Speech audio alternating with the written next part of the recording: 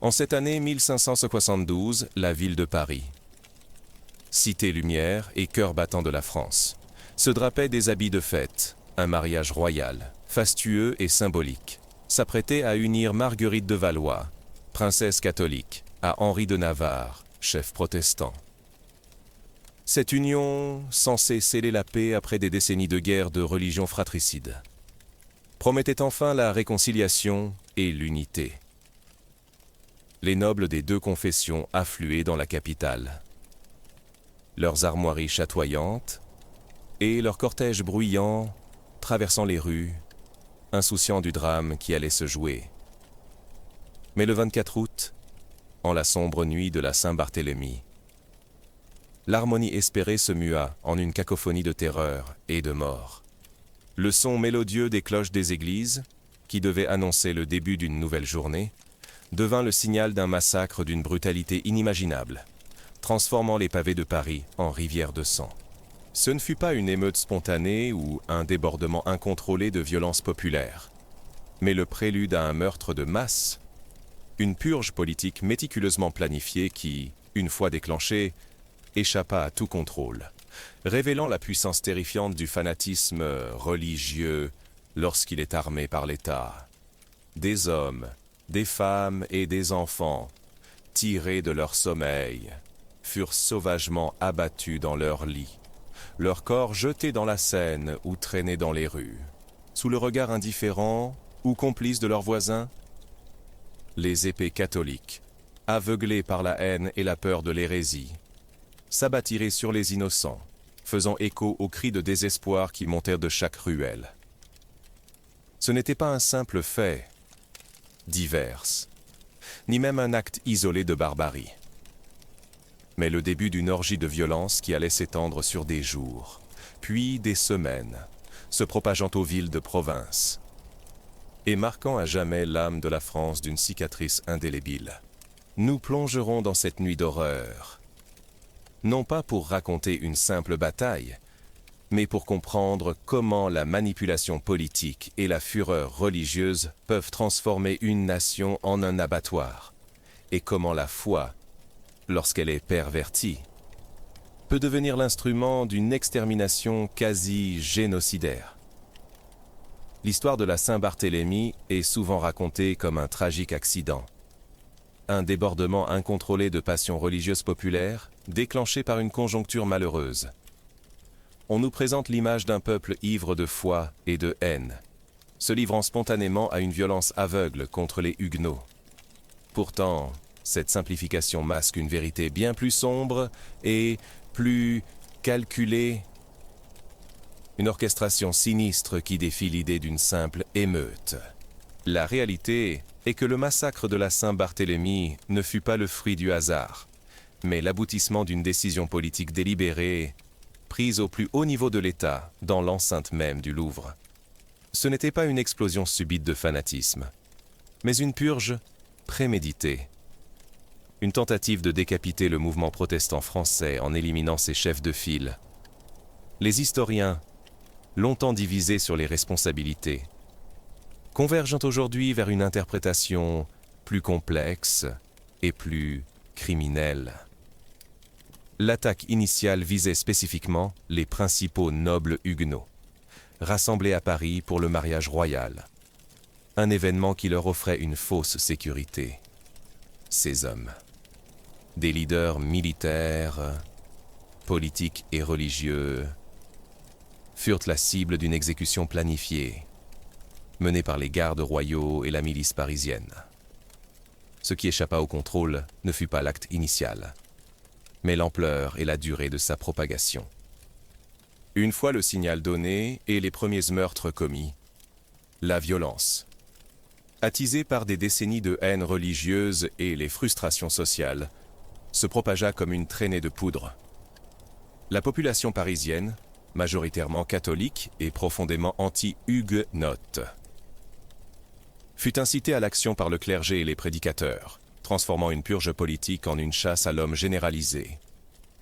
Le mystère ne réside pas dans l'identité des victimes ou des bourreaux, mais dans le calcul froid qui précéda cette explosion de barbarie et dans la manière dont la violence d'État put si rapidement dégénérer en une fureur populaire incontrôlable. Comment une cour royale, soucieuse de son image et de la stabilité du royaume, a-t-elle pu ordonner un tel carnage? Et comment la ville la plus civilisée d'Europe a-t-elle pu se transformer en un abattoir géant, où des milliers d'innocents furent massacrés avec une cruauté inimaginable? L'horreur de la Saint-Barthélemy réside précisément dans cette préméditation, dans ce mélange toxique de politique, de religion et de violence populaire qui en fit l'un des crimes d'État les plus marquants et les plus dévastateurs de l'histoire. Le massacre de la Saint-Barthélemy n'était pas un simple acte de violence populaire spontanée, mais une purge politique méticuleusement calculée qui dégénéra en une orgie de massacres quasi génocidaires. La thèse centrale de notre récit est que cet événement fut la manifestation terrifiante de la puissance dévastatrice du fanatisme religieux lorsqu'il est instrumentalisé par le pouvoir étatique. Ce ne fut pas une explosion de fureur incontrôlée, mais une tentative délibérée de décapiter le mouvement huguenot français, orchestrée par la couronne sous la pression des factions ultra-catholiques et amplifiée par la haine populaire attisée par des décennies de guerre de religion.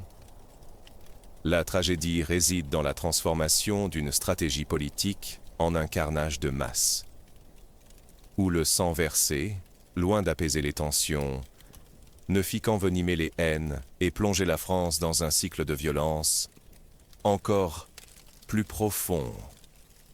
Nous explorerons comment le mariage royal, censé être un symbole de réconciliation, fut perverti en un piège mortel, rassemblant les chefs huguenots pour mieux les éliminer.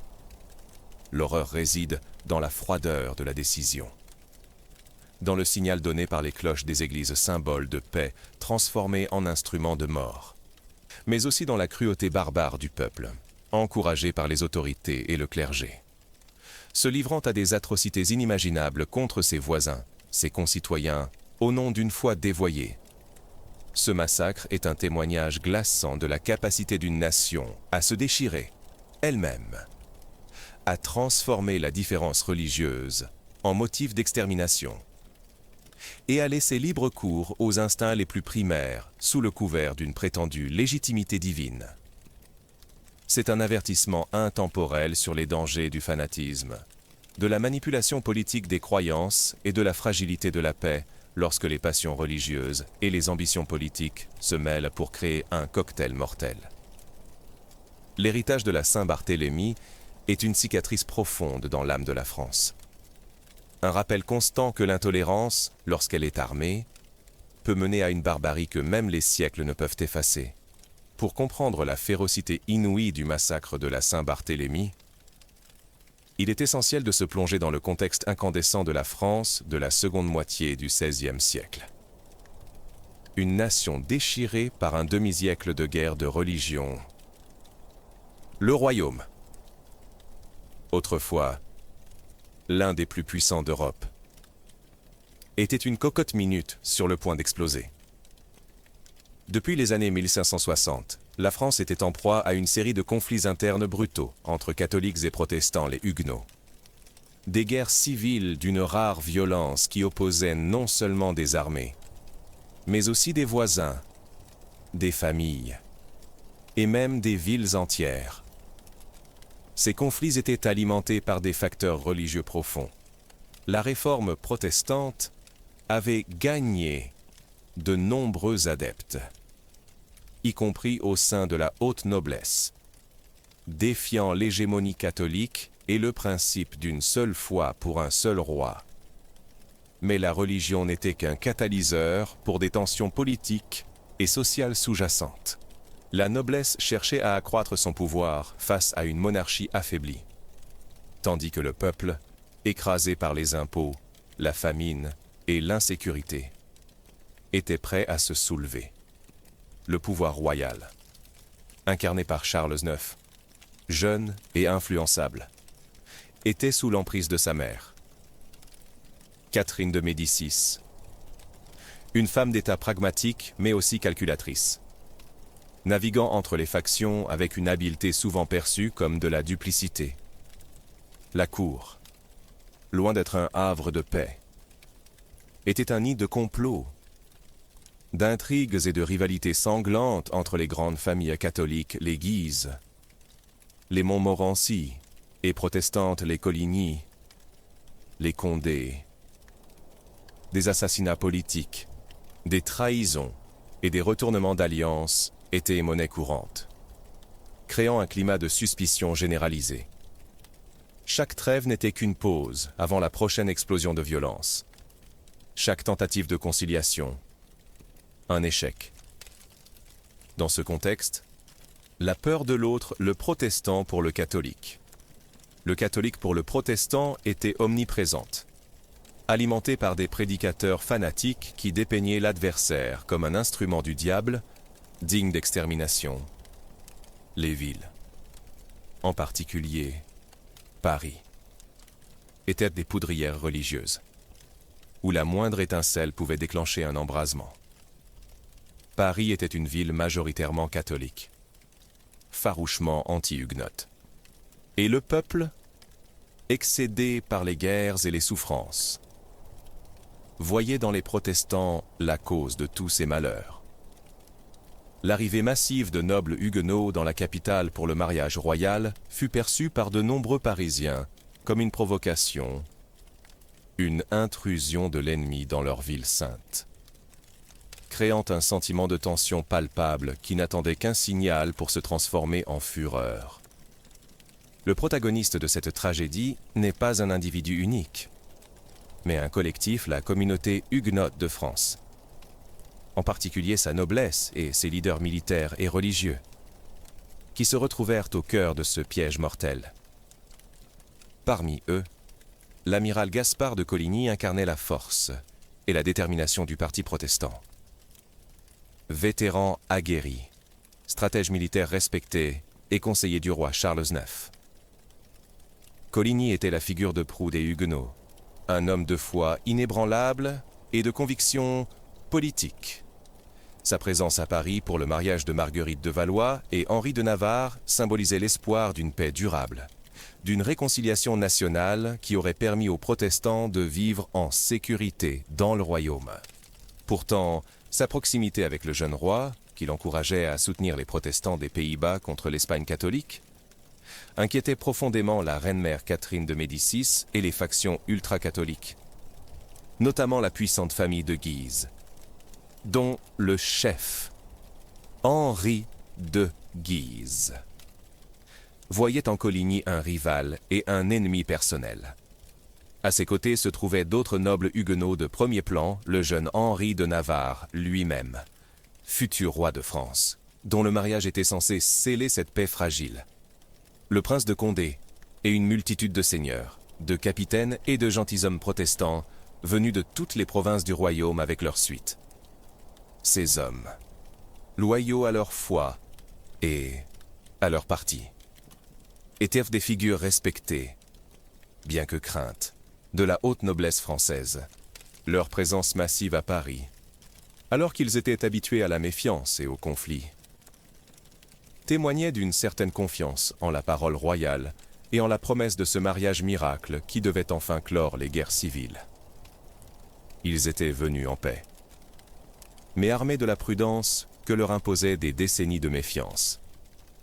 Ces leaders protestants, par leur courage, leur organisation et leur foi, avaient réussi à faire du mouvement huguenot une force politique et militaire redoutable, capable de défier l'autorité royale et de mener des guerres qui déchiraient le royaume.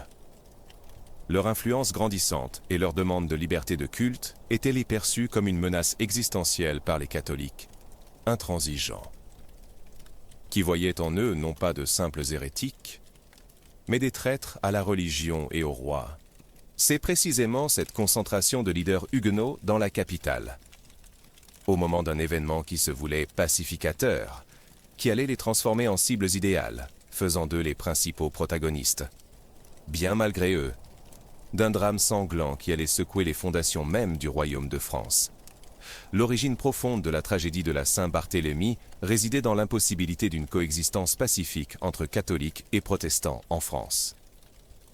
Après des décennies de haine religieuse et de conflits armés, la réforme protestante, qui avait pris pied en France dès les années 1530, avait créé une division religieuse profonde au sein du royaume, défiant l'unité de la foi qui était traditionnellement considérée comme le ciment de la monarchie. Les Huguenots, bien que minoritaires, étaient organisés et puissants, notamment dans le sud et l'ouest du pays, et comptaient des figures influentes au sein de la haute noblesse, comme la famille de Coligny et les princes de Condé. Leur demande de liberté de culte était perçue par les catholiques intransigeants comme une hérésie et une menace directe à l'ordre divin et à l'autorité du roi. Les guerres de religion, qui avaient débuté en 1162, avaient déjà fait des centaines de milliers de morts et ravagé le pays, instaurant un climat de méfiance et de vengeance mutuelle. Chaque paix n'était qu'une trêve fragile, où les deux camps restaient sur le qui-vive, prêts à reprendre les armes à la moindre provocation. La famille de Guise, fervente catholique et rivale des Coligny, incarnait cette intransigeance et la soif de revanche. Leurs membres, comme Henri de Guise, étaient des figures charismatiques qui attisaient la ferveur anti-protestante à Paris et dans les villes majoritairement catholiques. Cette atmosphère de violence latente fut exacerbée par la faiblesse relative de la monarchie des Valois. Charles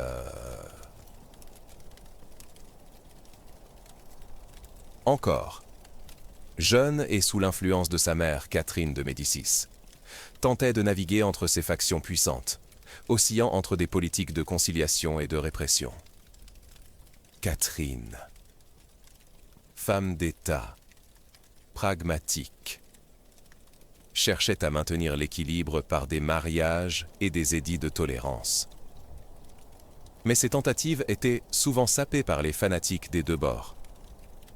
La haine religieuse était profondément ancrée dans les esprits, alimentée par des prêches enflammés qui dépeignaient l'adversaire comme l'incarnation du diable, des pamphlets diffamatoires et des rituels publics qui renforçaient la déshumanisation de l'ennemi. Les massacres s'étaient multipliés des deux côtés au fil des années, créant un cycle infernal de représailles. C'est dans ce contexte de méfiance, de haine accumulée et d'un pouvoir royal peinant à imposer son autorité, que le mariage royal, loin d'être un symbole de paix, devint paradoxalement l'instrument qui allait concentrer toutes ces tensions et les faire exploser dans une violence sans précédent. Face aux Huguenots, rassemblés à Paris dans une atmosphère de paix précaire, se dressa une force tripartite, implacable et mortelle, dont la convergence allait déclencher l'horreur. La première de ces forces était la faction ultra-catholique, menée par la puissante et influente famille de Guise. Les Guises, fervents défenseurs de la foi catholique et rivaux acharnés de l'amiral Coligny, avaient une haine profonde pour les Huguenots. Ils considéraient la politique de conciliation de la reine-mère Catherine de Médicis comme une trahison de la foi et de la France. Henri de Guise, en particulier, était un chef charismatique, populaire auprès de la milice parisienne et des foules ultra-catholiques, avide de revanche après l'assassinat de son père. François de Guise. Quelques années plus tôt, la deuxième force était la couronne elle-même, ou, du moins, une partie de celle-ci, incarnée par le jeune roi Charles IX et sa mère, Catherine de Médicis. Bien que Catherine ait longtemps œuvré pour la paix et l'équilibre, l'attentat manqué contre Coligny, attribué aux Guises, mais menaçant de relancer la guerre, la plaça devant un dilemme terrifiant. Craignant une vengeance protestante et l'éclatement d'un nouveau conflit, Elle et le Conseil royal prirent la décision fatidique de nettoyer la noblesse huguenote, c'est-à-dire d'éliminer les chefs les plus influents pour prévenir une guerre civile. Cette décision fut prise sous une immense pression, mais elle transforma l'État en instrument de la purge. La troisième et non la moindre des forces était le peuple de Paris lui-même, majoritairement catholique et violemment anti-huguenot, exaspéré par des décennies de guerre, de famine et de misère. Les Parisiens voyant les protestants comme la cause de tous leurs maux.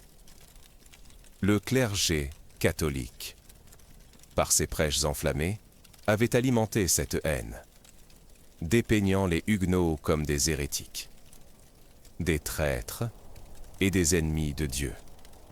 La présence massive des nobles protestants dans la ville pour le mariage fut perçue comme une provocation. Cette ferveur populaire, prête à la violence, n'attendait qu'un signal, un encouragement pour se déchaîner. Lorsque le signal fut donné par la couronne, cette foule fanatisée, armée et encouragée se transforma en une horde meurtrière dont la brutalité allait dépasser les intentions initiales des donneurs d'ordre. Ces trois forces, la haine des Guises, la décision calculée de la couronne et la fureur populaire, convergèrent en une alliance mortelle, scellant le destin des Huguenots. L'étincelle qui mit le feu aux poudres, transformant une tentative de paix en un bain de sang, fut l'attentat manqué contre l'amiral Gaspard de Coligny, figure de proue du parti huguenot. Le 22 août 1572, 4 jours seulement après le mariage royal qui devait symboliser la réconciliation. Coligny fut la cible d'un tireur d'arquebuse, alors qu'il rentrait à son logement parisien, rue de Béthisy. Le coup ne fut pas mortel. La balle lui arracha un doigt et lui brisa un bras. Mais il survécut à l'attaque. Cet attentat quasi fatal eut l'effet d'une déflagration dans une atmosphère déjà saturée de tension.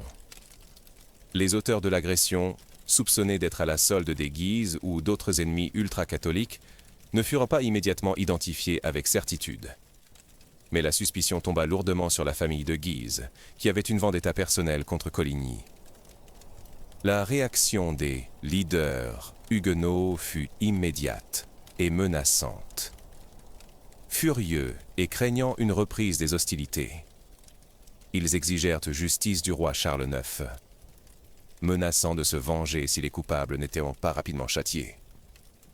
Henri de Navarre et le prince de Condé, entre autres, firent pression sur la cour, exigeant une enquête approfondie et des garanties de sécurité.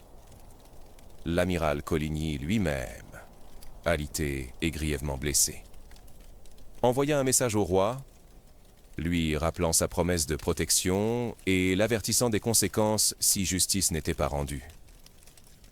Cette menace de représailles protestantes, qui risquait de plonger à nouveau le pays dans une guerre civile, fut le véritable catalyseur de la décision royale. La reine-mère Catherine de Médicis et le Conseil royal, réunis en urgence, se retrouvèrent face à un dilemme terrifiant. La guerre semblait inévitable, et la cour craignait d'être débordée par les Huguenots, dont de nombreux chefs militaires étaient médités présents à Paris. Dans ce contexte de panique et de calcul politique, la décision fut prise d'une solution radicale, éliminer préventivement les principaux chefs huguenots pour éviter une vengeance généralisée et une nouvelle guerre civile. Le massacre, qui devait se limiter aux têtes du parti protestant, fut ainsi conçu comme une opération chirurgicale visant à décapiter le mouvement huguenot. Cependant, la nature explosive de Paris et la haine accumulée allaient transformer cette purge limitée en un carnage incontrôlable, scellant le destin de milliers d'innocents. L'attentat contre l'amiral Coligny, loin de ramener l'ordre, précipita les Huguenots présents à Paris dans une atmosphère de méfiance et d'angoisse croissante. Le prélude à leur destruction imminente. La liesse du mariage royal laissa place à une tension palpable. Les nobles protestants, qui s'étaient sentis en sécurité sous la protection royale, réalisèrent subitement leur vulnérabilité. Des rumeurs de représailles catholiques commencèrent à circuler, tandis que la milice parisienne, majoritairement anti-huguenote, devenait plus visible et plus menaçante dans les rues de la capitale. Les premières conséquences de l'attentat furent l'isolement et la suspicion. Coligny, alité et incapable de diriger ses hommes, se retrouva coupé de ses forces et de ses informations. Les chefs huguenots restants, comme Henri de Navarre et le prince de Condé, tentèrent de maintenir la cohésion de leurs troupes et de faire pression sur le roi pour obtenir justice. Mais leurs appels furent accueillis avec une prudence grandissante. Puis un silence troublant. La cour, en effet, avait déjà pris sa décision fatale. Les protestants se sentirent piégés dans une ville hostile.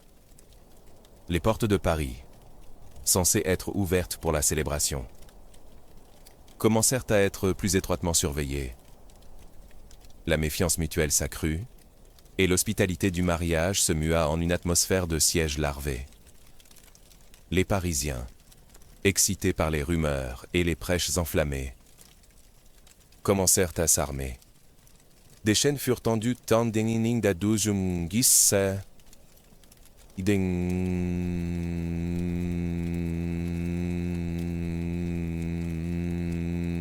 et des guets furent organisés, ostensiblement pour maintenir l'ordre, mais en réalité pour identifier et isoler les huguenots, les protestants. Conscients du danger, commencèrent à se regrouper dans leurs quartiers, à barricader leurs portes et à se préparer au pire. Cependant, la surprise et la rapidité de l'attaque allaient les empêcher de réagir efficacement. L'amiral Coligny, figure de proue de la cause protestante, fut placé sous la surveillance ostensible de gardes royaux à son domicile. Cette mesure, présentée comme une protection, était en réalité un moyen d'isoler la cible principale et de s'assurer qu'il ne pourrait pas organiser de défense. La cour et les ultra-catholiques, en apparence soucieux de la justice, agissaient en réalité avec une froide détermination, préparant le terrain pour la nuit de l'horreur. Les protestants furent ainsi plongés dans un état de décomposition morale, avant même que l'attaque physique ne commence. La peur, la suspicion et la trahison les minaient de l'intérieur, les laissant désorganisés et vulnérables face à la violence planifiée qui allait s'abattre sur eux. Le déclin initial ne fut pas une question de force militaire, mais de brisure de l'esprit, d'isolement et de la perte de tout espoir d'une paix durable, préparant le terrain pour le carnage. L'escalade vers le massacre de la Saint-Barthélemy fut une progression inexorable de la peur et de la haine, transformant la prudence politique en une décision de carnage, et la tension latente en une explosion de violence inouïe. Après l'attentat contre Coligny, la panique s'empara de la cour. Catherine de Médicis et le Conseil royal craignaient une riposte protestante massive. Des informations, peut-être exagérées, faisaient état de menaces de vengeance huguenote. Dans cette atmosphère de terreur et de calcul froid, la décision fut prise de frapper les premiers, et de frapper fort. Il ne s'agissait plus de paix, mais de survie du pouvoir royal. La décision fatidique fut d'éliminer les chefs huguenots, considérés comme une menace directe à la stabilité du royaume. La nuit du 23 au 24 août, la décision fut validée par le roi Charles IX sous l'influence intense de sa mère et de ses conseillers ultra-catholiques, notamment les Guises. Le plan initial était une opération chirurgicale, éliminer une douzaine de chefs protestants, dont Coligny, avant qu'ils ne puissent organiser de représailles. Cependant, la mécanique de cette purge allait rapidement échapper à tout contrôle.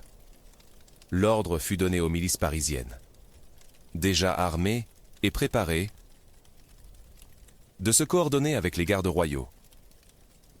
Des signes distinctifs furent mis en place. Les catholiques devinrent porter des brassards blancs et des croix blanches sur leurs chapeaux, pour se distinguer des victimes.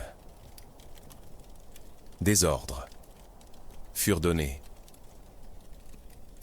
pour que les portes de la ville soient fermées,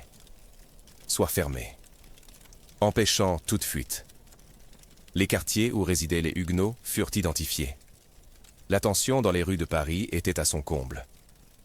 La population catholique, fanatisée par les prêches du clergé et les rumeurs d'un complot huguenot, était une poudrière prête à s'enflammer. Les autorités royales, en armant et en organisant cette milice citoyenne, crurent pouvoir contrôler la violence. Ce fut une erreur fatale. Le signal du massacre fut donné à l'aube, au son de la grande cloche de l'église de Saint-Germain-l'Auxerrois. Ce son grave et solennel qui annonçait jadis la messe devint le tocsin de la mort. C'est à ce moment précis que la violence planifiée de la couronne rencontra la fureur incontrôlable du peuple. Ce qui devait être une élimination ciblée se transforma en une chasse à l'homme généralisée, où le sang ne tarda pas à couler à flots dans les ruelles de Paris.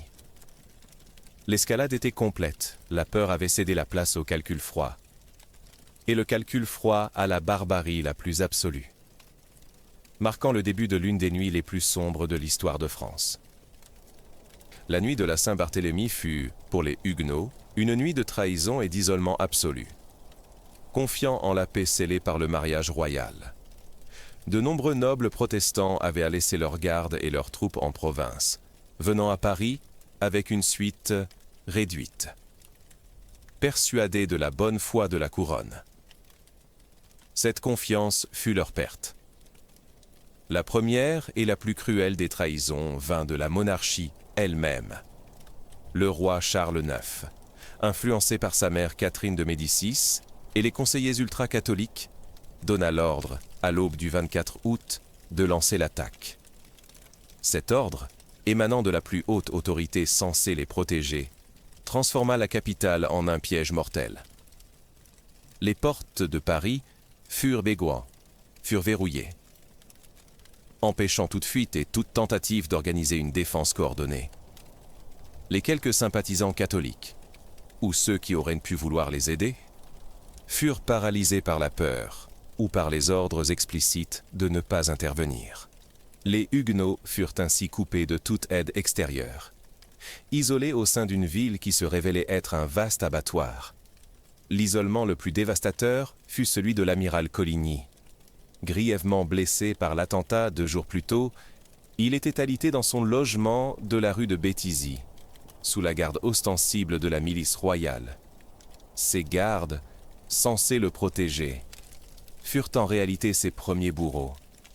Ils ouvrirent les portes aux assassins, menés par Henri de Guise, qui se ruèrent dans la maison. Coligny, sans défense, fut achevé dans son lit, son corps ensuite jeté par la fenêtre et profané dans la rue. Un acte symbolique de la décapitation du parti protestant. La trahison se manifesta également par la participation active des voisins et concitoyens. Les milices parisiennes, mais aussi de simples habitants, furent encouragés à dénoncer et à traquer les Huguenots. Des délateurs indiquaient les maisons des protestants, les traînant hors de leur lit pour les livrer à la fureur de la foule. Des signes distinctifs, comme les brassards blancs et les croix blanches sur les chapeaux des catholiques, exacerbèrent cette chasse à l'homme, rendant la dissimulation impossible pour les victimes. L'odeur du sang et la promesse du pillage, combinées à des décennies de haine religieuse, firent tomber le masque de la civilité. Des liens de voisinage, parfois d'amitié, furent brisés, au profit d'une violence aveugle et fanatique. Les Huguenots se retrouvèrent trahis par leur foi en la parole royale et isolés au milieu d'une population qui les considérait désormais comme des bêtes à abattre, transformant chaque rue, chaque maison, en un lieu de terreur où seule la mort pouvait mettre fin à leur calvaire, face à l'horreur soudaine et omniprésente. Les Huguenots, surpris et sans défense, n'eurent que peu de recours. Les mesures désespérées qu'ils tentèrent étant souvent vaines face à la férocité de l'attaque. La première réaction fut la fuite. Beaucoup tentèrent de s'échapper de leur logement, cherchant un abri dans les rues sombres, espérant atteindre les portes de la ville ou trouver refuge chez des sympathisants catholiques. Mais les portes de Paris étaient fermées, et les rues étaient déjà des pièges mortels, patrouillées par des miliciens armés et des foules déchaînées. Courir signifiait se jeter dans la gueule du loup, être abattu par une arquebuse ou démembré par des pics et des épées. Ceux qui essayèrent de s'échapper par la Seine furent pourchassés et noyés, leurs corps flottant dans le fleuve. Une autre mesure désespérée fut la tentative de dissimulation. Certains huguenots, paniqués, essayèrent de se cacher dans leur maison, dans des caves, des greniers ou derrière des tapisseries. Ils espéraient que la violence passerait, qu'ils seraient oubliés. Mais les maisons étaient fouillées avec acharnement par les miliciens et les foules, qui connaissèrent souvent les habitudes de leurs voisins protestants. Les portes étaient enfoncées, les intérieurs saccagés, et quiconque était découvert était immédiatement massacré, sans pitié pour l'âge ou le sexe. La dissimulation ne fut qu'un sursis éphémère. Quelques saints, désespérés, tentèrent de se convertir sur le champ, espérant que l'abjuration de leur foi sauverait leur vie.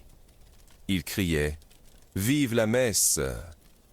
ou faisaient le signe osaient le signe de croix. Pour certains, cette abjuration de dernière minute fonctionna, offrant une échappatoire temporaire à la mort immédiate. Mais pour beaucoup d'autres, c'était trop tard.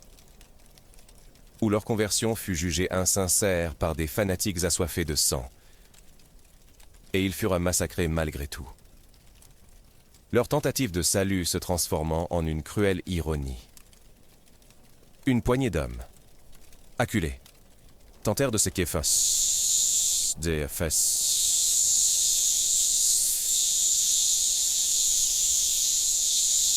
armés de couteaux de cuisine, de bâtons ou de quelques épées. Ils opposèrent une résistance désespérée à leurs assaillants, mais face à des foules nombreuses et souvent armées de piques, d'arquebuses et d'épées. Ces tentatives furent rapidement écrasées. Ce fut un combat inégal, une mort certaine, mais un dernier acte de dignité pour ceux qui refusèrent de mourir sans se battre. Ces mesures désespérées, prises dans la panique la plus totale, illustrent la nature chaotique et impitoyable du massacre. Les Huguenots furent pris au piège, sans stratégie, sans espoir. Leur tentative de survie se heurtant à la fureur aveugle d'une ville transformée en abattoir. Le point de non-retour. Le moment où l'horreur du massacre de la Saint-Barthélemy devint irréversible et où toute tentative de le contenir fut vaine. Fut le meurtre de l'amiral Coligny lui-même et l'ordre généralisé donné à la population parisienne. Initialement, la couronne avait envisagé une purge limitée aux seuls chefs protestants. Une sorte d'opération chirurgicale visant à décapiter le mouvement huguenot sans entraîner une guerre civile généralisée. Mais cette illusion de contrôle s'effondra dès les premières heures de l'aube du 24 août. Le meurtre de l'amiral Gaspard de Coligny, figure emblématique et respectée des protestants, eut un retentissement symbolique et psychologique dévastateur. Son corps, jeté par la fenêtre de son logement après avoir été assassiné, fut mutilé et traîné dans les rues par la foule, puis pendu à un gibet. La profanation de son corps, un acte d'une barbarie inouïe. Envoyait un signal sans équivoque, la violence était désormais totale et irréversible. L'autre point de non-retour fut le rôle actif donné à la population parisienne. Dès que les gardes royaux et la milice eurent exécuté les premiers chefs, la fureur accumulée de la foule fut libérée. Les cloches des églises sonnèrent le tocsin, le signal convenu pour le début du massacre. ce son, normalement associé aux offices religieux, devint un appel à la mort, transformant la ville en un immense charnier. La haine religieuse, attisée par des décennies de sermons enflammés et de frustration sociale, éclata avec une violence inouïe. Les Parisiens, armés de tout ce qu'ils pouvaient trouver, couteaux, piques, bâtons, arquebuses, se ruèrent dans les rues, traquant leurs voisins huguenots avec une fureur exterminatrice. Les portes des maisons furent enfoncées, les familles massacrées dans leurs lits, les corps jetés par les fenêtres et empalés sur les grilles.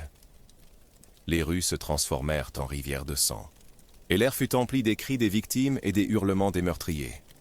La violence, une fois déclenchée, ne pouvait plus être contenue. Le roi Charles IX, qui avait donné l'ordre initial, fut rapidement dépassé par l'ampleur du carnage. Ses tentatives de faire cesser les massacres furent vaines, car la foule était ivre de sang et d'idéologie. La machine infernale s'était emballée, échappant à ses créateurs. Le point de non-retour fut atteint lorsque la violence devint auto-entretenue, nourrie par la haine, le pillage et la conviction d'agir au nom de Dieu. Le massacre n'était plus une purge politique contrôlée, mais une orgie de mort qui allait se poursuivre pendant plusieurs jours à Paris et se propager à de nombreuses villes de province, marquant à jamais l'histoire de France d'une tache indélébile.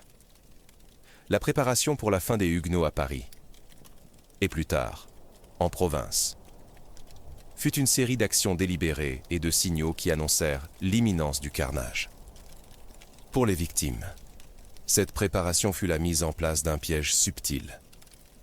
La tenue du mariage royal à Paris, entre Marguerite de Valois et Henri de Navarre, fut le leurre parfait. Cet événement, censé être un gage de paix et de réconciliation, attira à la cour de France l'élite de la noblesse protestante, concentrant dans la capitale des centaines de chefs militaires et de gentilshommes huguenots. Ils se sentaient en sécurité sous la protection royale, ignorant qu'ils étaient en train d'être rassemblés pour être abattus. Cette concentration de cibles fut la première étape cruciale de la préparation. Pour les bourreaux, la préparation fut minutieuse et sinistre. Dès l'attentat contre Coligny le 22 août, la décision fut prise au plus haut niveau de la cour d'éliminer les chefs huguenots. Les ordres furent donnés avec une froideur terrifiante. Les autorités de la ville de Paris furent informées et mobilisées. La milice bourgeoise, forte de plusieurs milliers d'hommes, fut mise en état d'alerte. Des capitaines et des chefs de quartier furent chargés de l'organisation des massacres, recevant des listes de noms de huguenots à viser spécifiquement ou des indications sur les quartiers à nettoyer. Des préparatifs logistiques furent faits. Les portes de la ville furent fermées pendant la nuit du 23 au 24 août. Pour empêcher toute fuite, des chaînes furent tendues dans les rues pour isoler les quartiers protestants et entraver les mouvements. Les bateaux sur la Seine furent recontitar.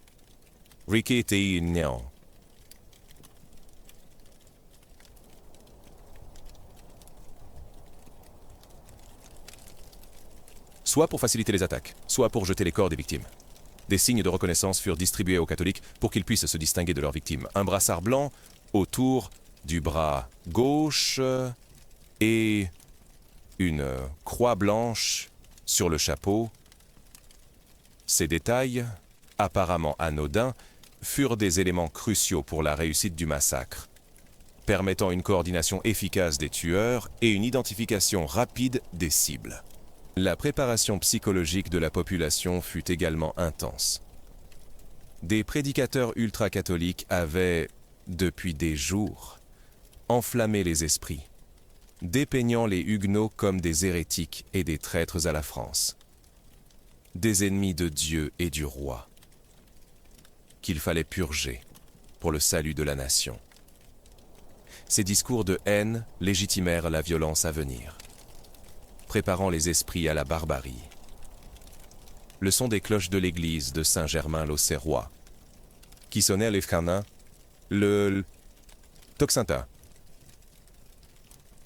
Omvai avvenente, l'Oduli, du Fasti 5 au Costa d'Asca, trou, fut le signal tant attendu. Ce fut le point culminant de cette préparation macabre. Le feu vert pour le déclenchement d'une violence inouïe. Les Huguenots, pris au piège, sans défense et sans avertissement réel, étaient prêts à être sacrifiés sur l'autel de la haine religieuse et de la raison d'État. À l'aube du dimanche 24 août 1572, alors que la nuit laissait place à un jour qui s'annonçait sanglant, le tocsin de la grande cloche de l'église de Saint-Germain-l'Auxerrois déchira le silence de Paris. Ce signal, attendu avec fébrilité par les ultra-catholiques et le pouvoir royal, déchaîna une fureur exterminatrice. C'est à ce moment précis que le massacre commença. Les gardes royaux et la milice parisienne, déjà en position, se ruèrent vers les logements des chefs huguenots. La première victime de marque fut l'amiral Gaspard de Coligny. Alité est blessé. Il fut achevé dans son lit par des hommes de Henri de Guise, notamment un certain Besme. Son corps fut ensuite jeté par la fenêtre, devant ses assassins, puis traîné dans les rues par la foule déchaînée, qui le mutila, le décapita et le pendit à un gibet. Un acte d'une cruauté symbolique inouïe. Ce fut le début du carnage généralisé. Dès que l'ordre fut donné, les massacres se propagèrent dans tout Paris avec une rapidité terrifiante. Les catholiques, reconnaissables à leurs brassards et croix blanches, se jetèrent sur les Huguenots avec une violence inouïe. Les maisons des protestants furent ciblées, leurs portes enfoncées et leurs occupants massacrés sans distinction d'âge ou de sexe. Les hommes, les femmes, les enfants furent sauvagement abattus dans leurs lits, poignardés, dépecés, décapités. Les cris d'agonie des victimes se mêlaient aux hurlements de la foule et au cliquetis des armes. Les rues de Paris se transformèrent en de véritables scènes d'horreur. Le sang coulait à flots, formant des ruisseaux sur les pavés. Et les corps s'amoncelaient, jetés dans la Seine ou empalés sur les grilles et les portes. Le fleuve lui-même fut rougi par le sang, charriant des cadavres et des restes humains. La violence était d'une brutalité inimaginable, dépassant les intentions initiales de la couronne, qui avait espéré une purge limitée. Le pillage des maisons protestantes s'ajouta à la fureur religieuse, motivant une partie de la foule à participer au massacre. La violence dura plusieurs jours à Paris, diminuant d'intensité mais se poursuivant de manière sporadique, avec des vagues de meurtres relancées par des rumeurs ou des provocations. Le roi Charles IX lui-même, voyant l'ampleur du carnage depuis les fenêtres du Louvre, aurait ordonné d'arrêter les massacres, mais ces ordres furent inefficaces face à la fureur déchaînée. Les corps des victimes furent laissés sans sépulture pendant des jours. Pourrissant dans les rues, un spectacle macabre qui témoignait de l'ampleur de la violence et de la déshumanisation des victimes. Ce fut un climax d'une violence inouïe, une nuit de sang et de terreur qui marqua à jamais la conscience française et laissa une cicatrice indélébile dans l'histoire des guerres de religion. Les rues de Paris, à l'aube du 24 août 1572, furent le théâtre d'un spectacle d'une horreur inimaginable, où la barbarie des hommes défiait toute description. L'immédiat après-mort des victimes de la Saint-Barthélemy ne fut pas empreint de respect ou de décence, mais d'une profanation systématique, transformant la ville en un immense charnier. Les corps des Huguenots, massacrés dans leurs lits ou traqués dans les rues, furent laissés là où ils tombaient, s'amoncelant sur les pavés.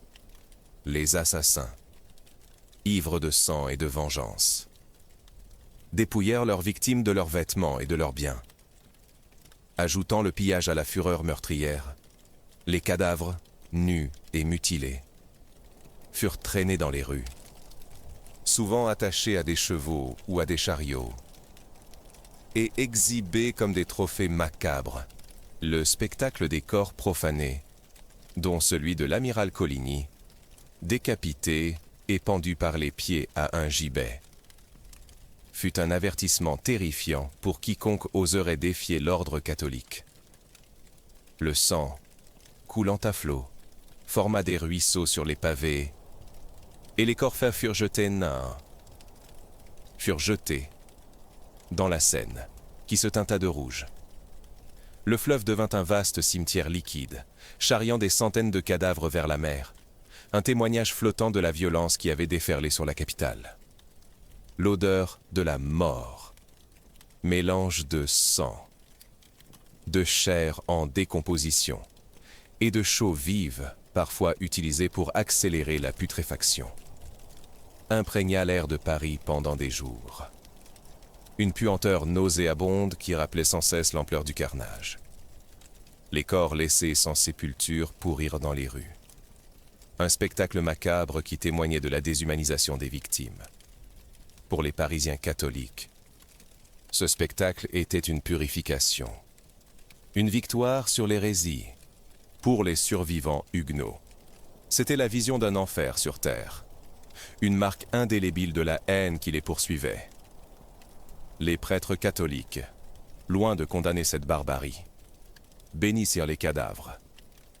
Et certains affirmaient même que des miracles s'étaient produits, comme la floraison d'aubépines en plein mois d'août, signe de l'approbation divine du massacre. Ces interprétations religieuses renforçaient la légitimité du carnage aux yeux des fanatiques. L'immédiat après-mort fut donc une période de chaos et de profanation, où la vie humaine n'avait plus aucune valeur, et où la mort elle-même était soumise à une violence symbolique et physique, visant à effacer toute dignité des victimes et à terrifier les survivants. L'onde de choc du massacre de la Saint-Barthélemy se propagea instantanément dans les sphères politiques, tant en France qu'en Europe, avec des conséquences immédiates et dévastatrices. En France, la première conséquence fut une recrudescence des guerres de religion. Loin d'anéantir le protestantisme comme l'espérait la couronne, le massacre radicalisa les huguenots survivants. Ceux qui avaient échappé à la mort se retranchèrent dans leurs places fortes, bien décidés à ne plus faire confiance à la parole royale et à se battre jusqu'au bout pour leur survie. La violence engendra la vengeance, et la quatrième guerre de religion éclata, d'une férocité renouvelée. Le pouvoir royal, bien que temporairement consolidé par l'élimination des chefs huguenots, se retrouva discrédité aux yeux d'une partie de la population et de l'Europe. La décision d'ordonner un tel carnage, même sous la pression, entacha durablement l'image de Charles IX et de Catherine de Médicis, les montrant comme des souverains traîtres et sanguinaires. Leur autorité morale fut gravement compromise. Le massacre renforça également le parti des malcontents, des catholiques modérés et des politiques qui, horrifiés par la violence, commencèrent à prôner une monarchie forte et tolérante, capable de mettre fin aux guerres civiles par la négociation plutôt que par le sang. La Ligue catholique, une organisation ultra-catholique déjà existante, gagna en influence, utilisant le massacre comme un exemple de la nécessité de purger la France de l'hérésie et renforçant son propre pouvoir face à la monarchie. Sur le plan international, la réaction fut un mélange d'horreur et de calculs politiques. Les cours protestantes d'Europe-Angleterre. Allemagne furent scandalisées, dénonçant un acte de barbarie sans précédent. Élisabeth Ière d'Angleterre, bien que pragmatique, exprima son dégoût. L'Empire ottoman, allié traditionnel de la France contre les Habsbourg, exprima également sa consternation, rappelant que les Turcs ne massacraient pas les minorités religieuses de cette manière. En revanche, le pape Grégoire XIII, à Rome, et le roi Philippe II d'Espagne, champion du catholicisme, célébrèrent le massacre, y voyant une victoire divine contre l'hérésie protestante. Le pape fit frapper une médaille commémorative et organiser un Te Deum pour remercier Dieu. Cette réaction, bien que compréhensible d'un point de vue religieux, souligna la division religieuse de l'Europe et isola diplomatiquement la France dans le camp catholique intransigeant. Le massacre de la Sainte-Barthélemy ne fut donc pas une solution, mais un incendie politique qui raviva les tensions, radicalisa les acteurs et plongea la France dans un cycle de violence et d'instabilité encore plus profonde, avec des conséquences qui allaient se faire sentir pendant des décennies. L'impact du massacre de la Saint-Barthélemy résonna à travers les siècles, laissant une cicatrice indélébile dans l'histoire de France et une empreinte profonde sur la mémoire collective européenne. À long terme, l'événement consolida la haine entre catholiques et protestants, rendant toute réconciliation durable quasi impossible pendant des décennies. Le traumatisme du massacre se transmit de génération en génération, alimentant la méfiance et la soif de vengeance. Les Huguenots, bien que décimés, survécurent et se radicalisèrent, créant un parti armé qui continua de lutter pour sa survie et ses droits. Les massacres en province, qui suivirent celui de Paris, firent des milliers d'autres victimes et propagèrent l'horreur dans tout le royaume, renforçant l'idée que la foi protestante était en danger permanent. La violence de la Saint-Barthélemy eut des répercussions politiques majeures. Elle affaiblit durablement la dynastie des Valois, déjà fragilisée. La légitimité du pouvoir royal fut remise en question, non seulement par les protestants, mais aussi par un parti de catholiques modérés. Les politiques, qui furent horrifiés par cette violence d'État, ils commencèrent à prôner une monarchie plus forte, capable de garantir la paix civile et de transcender les divisions religieuses, préparant le terrain pour l'avènement d'Henri IV. Le massacre contribua à la fuite de nombreux Huguenots vers d'autres pays, d'Europe-Angleterre, Pays-Bas, Allemagne, emportant avec eux leurs talents et leurs richesses, affaiblissant ainsi l'économie française à long terme. Cette diaspora huguenote devint un foyer de résistance à la monarchie française et un témoignage vivant de la persécution religieuse. L'événement devint un symbole universel de l'intolérance religieuse et de la cruauté du fanatisme. Il fut instrumentalisé par la propagande protestante à travers l'Europe, servant d'exemple des dangers du catholicisme intransigeant. Inversement, il fut longtemps défendu par les ultra-catholiques comme un acte de légitime défense contre l'hérésie. Cette mémoire polarisée persista pendant des siècles, influençant les relations internationales et les débats philosophiques sur la tolérance et la raison d'État. Le philosophe Voltaire, par exemple, dans ses écrits du XVIIIe siècle, dénonça avec virulence la Saint-Barthélemy comme un symbole de la barbarie religieuse et de l'obscurantisme. Des penseurs comme Michel Foucault l'analysèrent comme une manifestation du pouvoir souverain exercé dans sa forme la plus brutale. Le massacre de la Sainte-Barthélemy est resté une cicatrice profonde dans la conscience nationale française. Un rappel constant de la fragilité de la paix sociale et des conséquences dévastatrices de la haine religieuse et de l'instrumentalisation politique de la foi. C'est un épisode qui continue de diviser et d'interroger, soulignant la difficulté pour une nation de faire face à ses propres crimes passés et d'en tirer les leçons nécessaires. L'analyse historique du massacre de la Saint-Barthélemy a connu de nombreuses évolutions, reflétant les sensibilités et les débats de chaque époque. Mais elles convergent aujourd'hui vers une compréhension plus sombre et plus complexe de l'événement. Le legs du massacre est multiple et profondément ancré dans le subconscient français et européen. Pendant longtemps, la question centrale a été celle de la préméditation. Le massacre était-il un accident, un dérapage de la foule, ou un plan froidement élaboré par la couronne?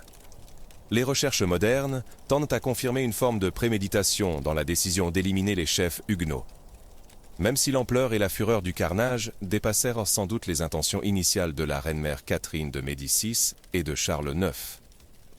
L'événement est désormais largement perçu comme une purge politique et religieuse orchestrée par l'État, qui, une fois déclenchée, se transforma en une violence populaire incontrôlable, Krieg.